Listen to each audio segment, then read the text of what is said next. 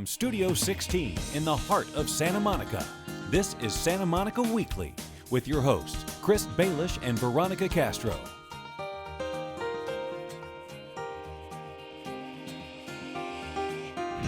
On this week's show, Main Street is decked out in red, white, and blue. We'll take you to the 4th of July parade. We're talking drought. Find out what new water restrictions mean to you. Santa Monica has a new city manager. Get to know Rick Cole. Hi everyone, welcome to Santa Monica Weekly, your best source for local news and information about what's happening here in Santa Monica. I'm Chris Baelish. And I'm Veronica Castro. Thanks for joining us. We're starting off our show today with a very special guest. His resume is impressive. He was recognized as one of America's Public Officials of the Year by Governing Magazine. He was named one of the top 25 doers, dreamers, and drivers by Government Technology Magazine. And the Los Angeles Times called him one of Southern California's most visionary planning thinkers. And he now has 1 week under his belt as the new city manager of Santa Monica. Rick Cole, welcome to the show. Welcome. Glad to be on. So good to have you here. You know, your resume is so impressive. You can pretty much work wherever you want to work. So what brought you to Santa Monica? The 10 freeway. Right, with a little traffic right at the end there. I like to tell people that I have seniority because my father was born here in 1921. Like me, he was a Pasadenan, but his family was out here on a picnic to the beach. And in those days, you couldn't take the 10 freeway, so he ended up being born here. So I have some antecedents. But more seriously, what brought me to Santa Monica is the opportunity to work in a model city. Santa Monica is a city that everyone in Southern California and well beyond looks to set the pace on sustainability, on planning issues, on creating a high quality of life, and our latest chapter, which is to define how local government can contribute to well-being. What are your goals for the first couple of months on the job? To learn the job. This is a complicated community. It's only 8.6 square miles, but it has more opinions, more opportunities, more challenges than most cities, many times its size. I have an enormous amount of respect for the residents here and the businesses here. They've been here a lot longer than I have. So I want to gain perspective on them as well as the city organization. I spent all last week primarily with our Public Works Department and our Police Department because I'm going to spend time with all of the departments.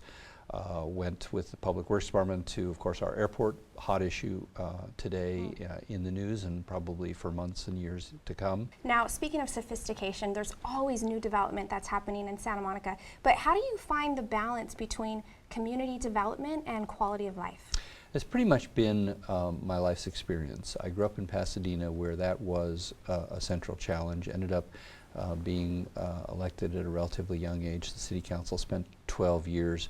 Have become known throughout Southern California as a planning expert, but have no actual planning training. I like to tell people that I'm not actually a planner, I just play one on television. On the job, learn. But exactly, and finding that balance really comes down to, I think, relearning some lessons that were forgotten in the last 50 years. The last 50 years we've mostly been building cities around cars. That's right. But for the first 5,000 years of cities, we built them around people. And there's some timeless lessons we have to relearn in the modern world. Let's talk long term. What are your goals or hopes for the city over, say, the next decade? Well, I do hope we will have a successful way of managing the city's continued evolution. And one that people will look back on and feel like this generation made a significant contribution to the long-term sustainability and livability in Southern California. I think we really can be a model for both those issues. And those are issues, along with prosperity, that I think everybody cares about. We have a good economy, so prosperity is not something you can take for granted because as soon as you do, you end up with a poor economy. But I think with a good economy now, people are looking at sustainability, how much water we have, how we'll be able to manage our resources, how we'll be able to improve the pollution that people worry about in both our bay and in our air. And the livability. I think that's probably the most important challenge of the next 10 years. With traffic and with affordability and with all of the challenges of urban life, we're going to have to adjust to those, and with the coming of the Expo line, I think that's going to set the pace, because that's a different kind of urbanity than Santa Monica's had, and so we need to adjust again gracefully to that and make sure that it benefits the existing residents. Now, we know one of your areas of focus was technology when you were with the City of Los Angeles. Yes. What are your visions for Silicon Beach? Well, we actually are ahead, and that's why we have attracted so many high-tech businesses, is the city has 150 commercial customers who pay the city for access to our 100 gigabit speeds. So we already, as a city, are setting the pace for all of Southern California.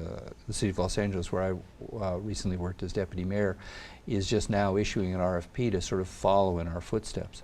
Wow. So in terms of communications and technology, I think it's just to stay on that cutting edge and to begin to adapt some of this technology again so that it benefits the residents. There's a lot we can do to problem solve with big data.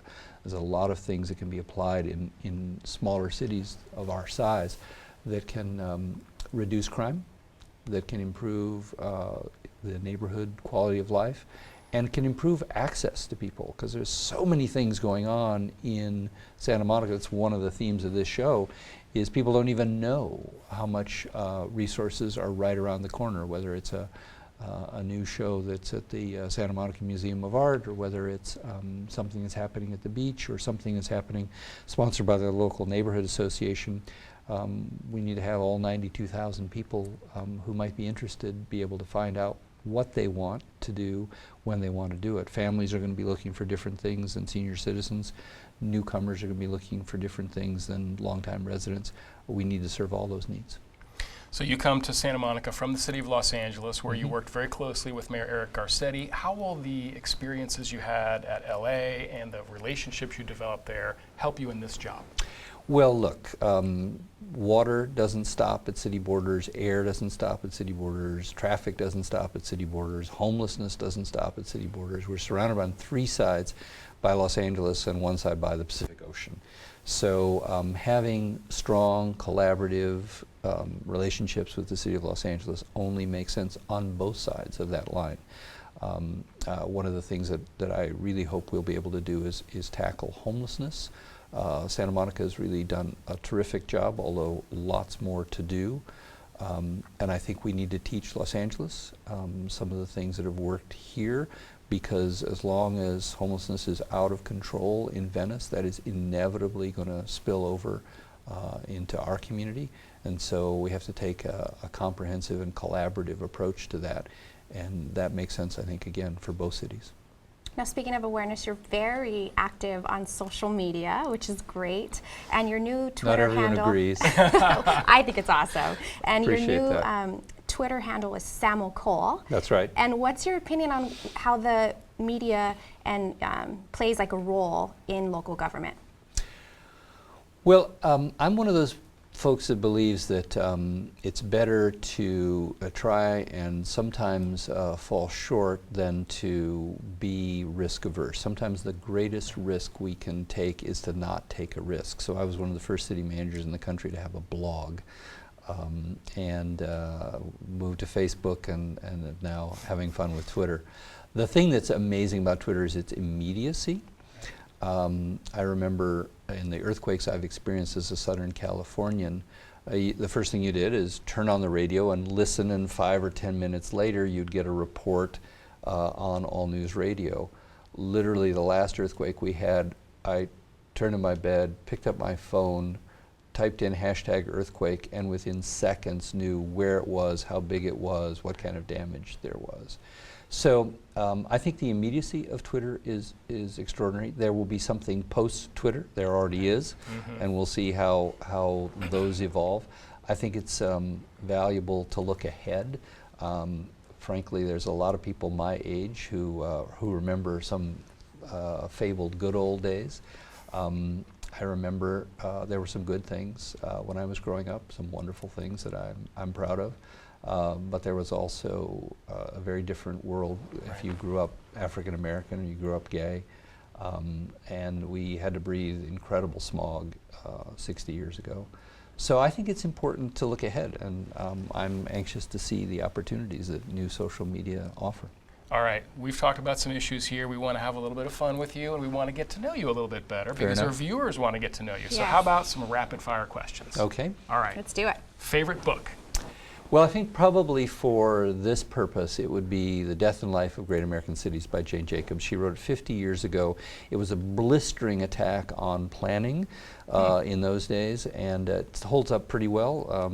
We've learned a lot of lessons, but we have more to learn. That's a book worth reading and rereading. What's your biggest pet peeve? Whining. People who whine, whiners? Well, including my own self. I mean, when I catch myself whining, I have 3 teenagers, so they say, "Oh, Dad, quit your whining."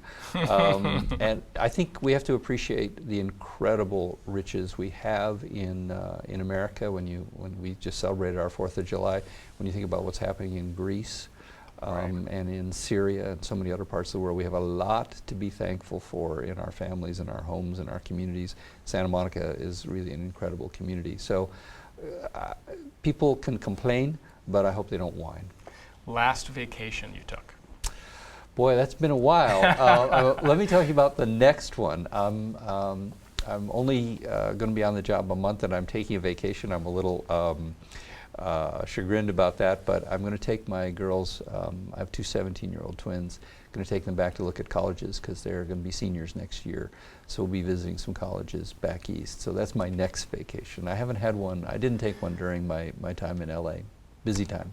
Rick Cole, the new city manager of Santa Monica, thank you so much for coming in. We really appreciate you being here today. We're My so pleasure, excited both to have of you. you. Will you Yeah. come back and visit us again? I will, and I'm really excited about this show because I think that, again, the world is changing and we need to be changing with it, and community television here in Santa Monica is clearly on the cutting edge.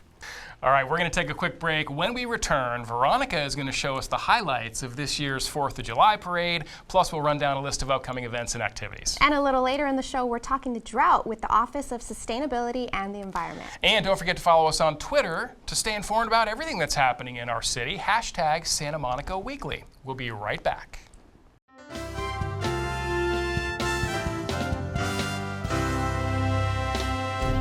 Welcome back to Santa Monica Weekly, your best source for all the need-to-know info and fun activities happening around the city. If it's going on in Santa Monica, we'll let you know about it. And so, Chris, what'd you do for 4th of July? I was actually in upstate New York, and unfortunately, I did not get to see a parade. Well, I got to go to this year's parade. It was so much fun for the 4th of July. Let's take a look. I'm Veronica, and we're here with the 4th of July parade in Santa Monica, and I'm so happy to be with our Grand Marshal, William. Yeah. So congratulations on being selected as Grand Marshal. Well, thank you. That's wonderful. Now, we know that you're competing in the Special Olympics at the end of the month. Congratulations on that. That's wonderful. Are you excited to compete? Yes, I am. To be able to see our community come together just to party, just to celebrate, and to celebrate who we are as a community and as a country. Now, today, what's most inspirational for me this year is the Supreme Court decision that was just made. And you'll notice I'm wearing a rainbow belt today. And that is to honor the fact that now in our country, every American has the right to marry the person they love. And I think that is inspirational. So this is a big slice of Santa Monica here at the parade today, and I'm looking forward to meeting a lot of people and seeing the spirit of an incredibly dynamic community. I'm a longtime Santa Monican, and I'm so very happy to be here today as we celebrate this 4th of July parade. And the best thing about the Santa Monica 4th of July parade is that it allows families and friends to get together in a very warm and collegial way to celebrate this great country, this great nation of ours. Well, I'm so honored to be here with my son, Austin. We look forward to this parade. Honored to represent Santa Monica in Washington, D.C., and look forward to a great time. We started this parade about 9 years ago, and it's grown exponentially. And this year we're honoring the Special Olympics. And we have them on the double-decker buses, and it's going to be this incredible event. Santa Monica is hosting a couple of cities within the Special Olympics, and we thought this would be a great opportunity to bring it all to the front line and have people understand what it's all about. I'm looking forward to seeing a lot of people from the city of Santa Monica and people who are visiting having a great time, enjoying all of the festivities, and just really celebrating what July 4th means to all of us who are here in Santa Monica. Hey, so this is Ali and Leo, and they decided to come out today. It's Leo's first parade. He's a year and a half, and what a great way to celebrate. So how are you liking it so far? It's great. We love it. It's great for the family. It's his first parade, and he's enjoying it. We're celebrating with the community. I'm with Breeze Bike Share, and we're really excited to be in this year's parade for 4th of July. And we're really looking forward to launching the system later this year, before the end of 2015. And hopefully next year, everybody will be able to ride a Breeze bike to the parade. So Jason, you're here representing the Special Olympics, right? Yes, I am. And how does it feel to be representing the Special Olympics? I know you're going to be competing at the end of the month. I'm thrilled. I'm happy for every athlete and fans. I'm happy for the fans. I'm happy for the people that work for the World Games and SOSC in Long Beach. So they really give their time and attention to the athletes in Special Olympics and the World Games too. Happy 4th of July! Oh my gosh, that looks like so much fun. Did you love it? I loved it. It was really fun. You should go next year. Next year, 100%, I'll be there. Well, here's another cool event. The City of Santa Monica Cultural Affairs Division is partnering with 18th Street Arts Center and the Bergamot Station on something you really should see with your own eyes. It's an elaborate art installation by artist Kate Johnson titled Everywhere in Between. It uses performance, light, shadow, and large-scale video projection to create an amazing visual experience. We sat down with Kate Johnson to find out more about Everywhere in Between. And so with the company, what I'm exploring with them is also how to weave and activate different spaces throughout. So using movement, using dance, bringing the audience and weaving them through corridors, stairs, passageways, corners, installations that we find outside, and kind of bringing a vibrancy to that and activating, and hopefully some interactivity between audience and performers.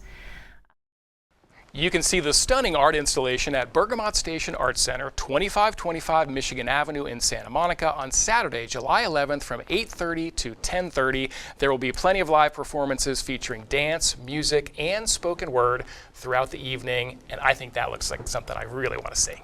Absolutely. And according to recently released figures, tourism continues to anchor our local economy. For the latest data, we sent reporter Evangeline Fabia to check out the annual Santa Monica Travel and Tourism Summit. People who are traveling love to come to Santa Monica.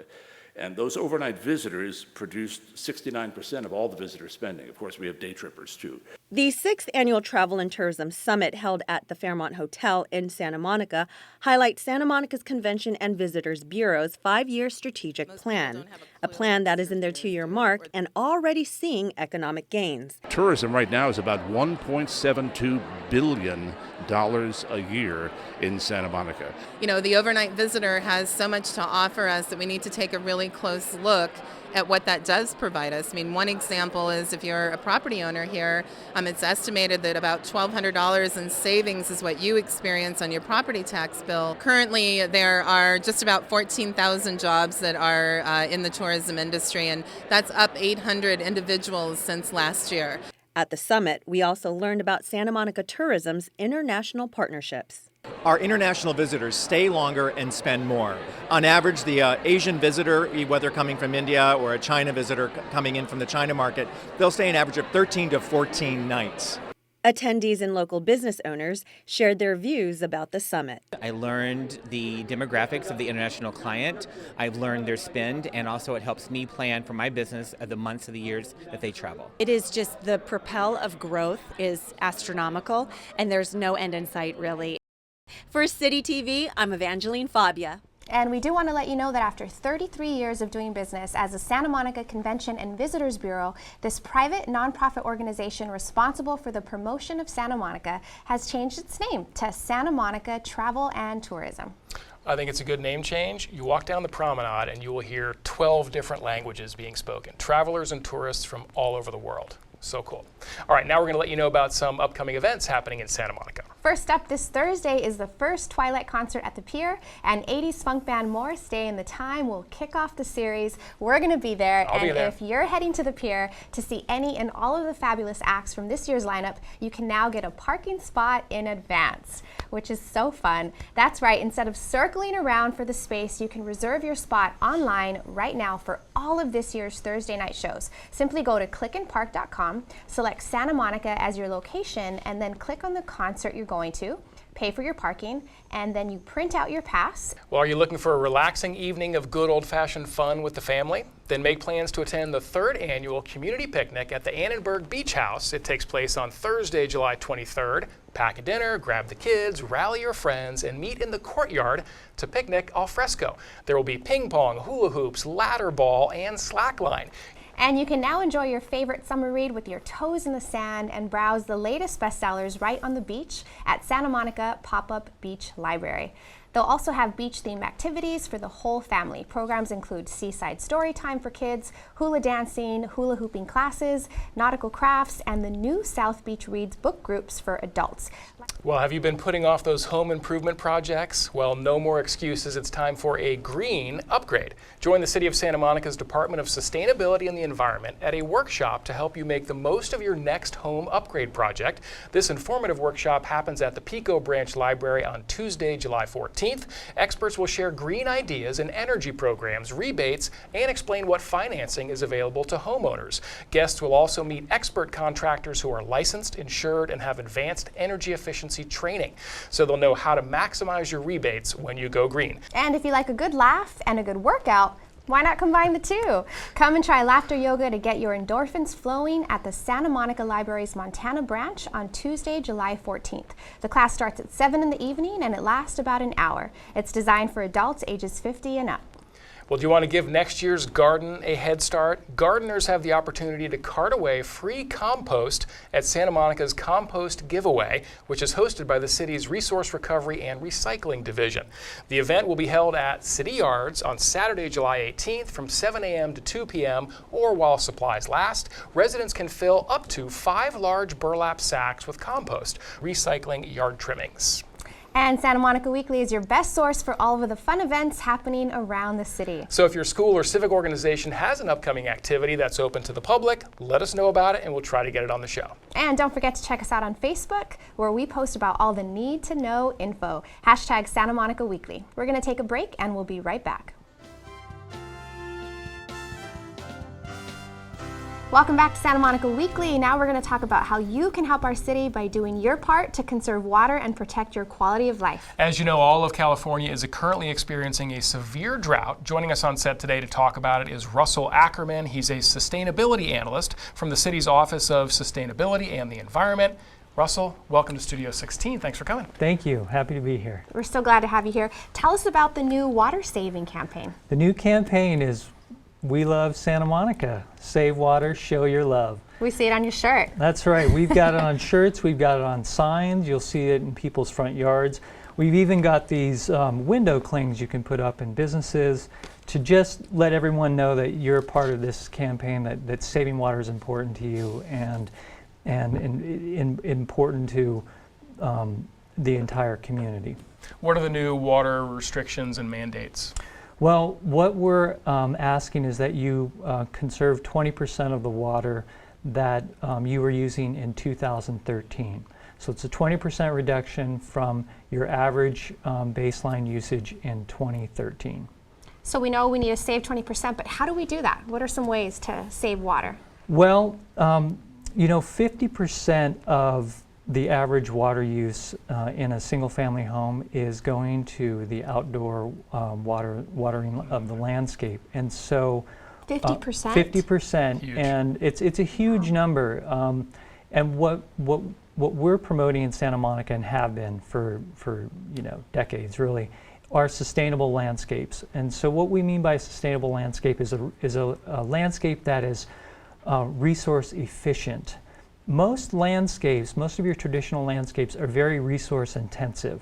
You're going to have someone driving in 52 times a year in a fossil fuel truck. They're going to be cutting grass, throwing that into the greenways, throwing that into the landfill. Then there's the chemicals that go into maintaining plants that aren't appropriate for this landscape. So, you know, overall, the resource consumption, the carbon footprint of a traditional landscape gets bigger and bigger over time. What we're also really keen on here in Santa Monica is the amount of water that it takes to maintain those types of traditional landscapes as well. So we have demonstration gardens. One of the more popular ones is the airport garden. You can actually go to, it's a beautiful demonstration garden. There's 3 different gardens. They give you different styles of sustainable landscapes.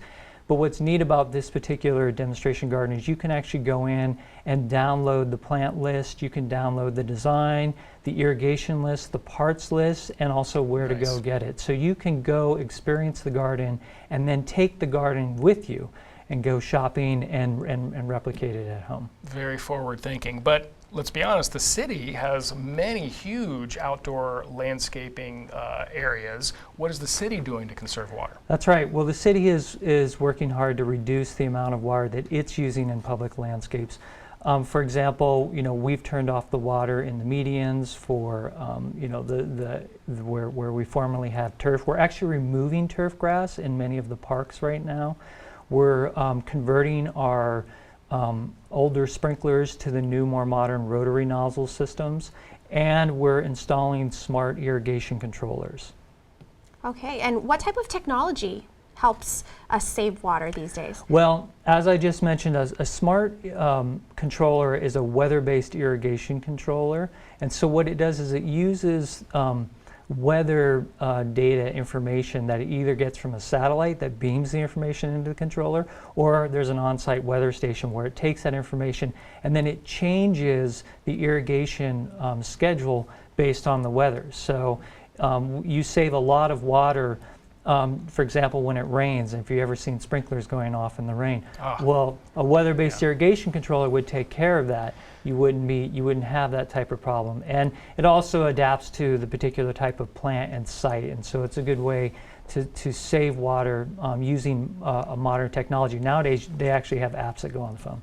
Well, Veronica and I want to be water-saving superheroes. Yes. So we want to see how well we understand Santa Monica's water-saving efforts. You have a quiz for us. I think we're ready. Are we ready? I hope we're ready. Okay. Give us some questions. Okay, here you go. So what is your Santa Monica water reduction goal? 20%. 20%. Less than 2013. Excellent. How much of a typical home's water use is used in the landscape? 50%. Yes. 50%. No? 50%. Yes. You're correct. I got nervous there for a second. Okay.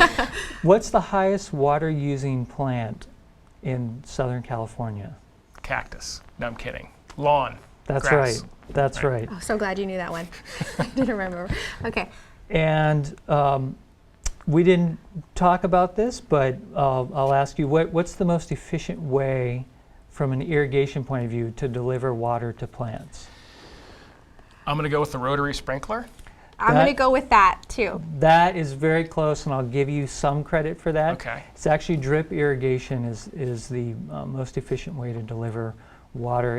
A typical sprinkler system is about 55% efficient, whereas drip irrigation is between 90 and 95% efficient. Okay. I think we have time for one last question. One last question. Okay. So we have a rebate program. Okay. And do you know the name of our website to sign up for the rebate program? Yes, we do. Love Santa Monica Water. What is it? Oh, it's so Save you're so water, close. show your love. You're so Something close. like that. It's smgov.net/water. Okay. Makes sense. Makes sense. Totally. Did we get it? You guys, are we water saving heroes? You guys are water saving heroes. Yes. Ooh. Congratulations! Oh, We're going to give you a cape. Yes, that's so That's awesome. amazing. What does it say on it? Yeah, I'm a water saving hero. It says Santa Monica Water, water saving superhero. Oh my goodness, so excited. So we do qualify? You do qualify. I'm Thank putting you mine so on. much for being here and for our capes and for all this useful information. It's really going to help us save water and show our love. Yeah, thank you so much, Russell. And that's our show for this week. Thank you so much for joining us. And thanks to all of our reporters and guests who appeared on this week's show. And please join us again next week. Remember to set your DVR to record us, or you can also watch us on our YouTube channel. And be sure to follow us on Instagram, #Santa Monica Weekly. We'll be back next week with another edition of Santa Monica Weekly.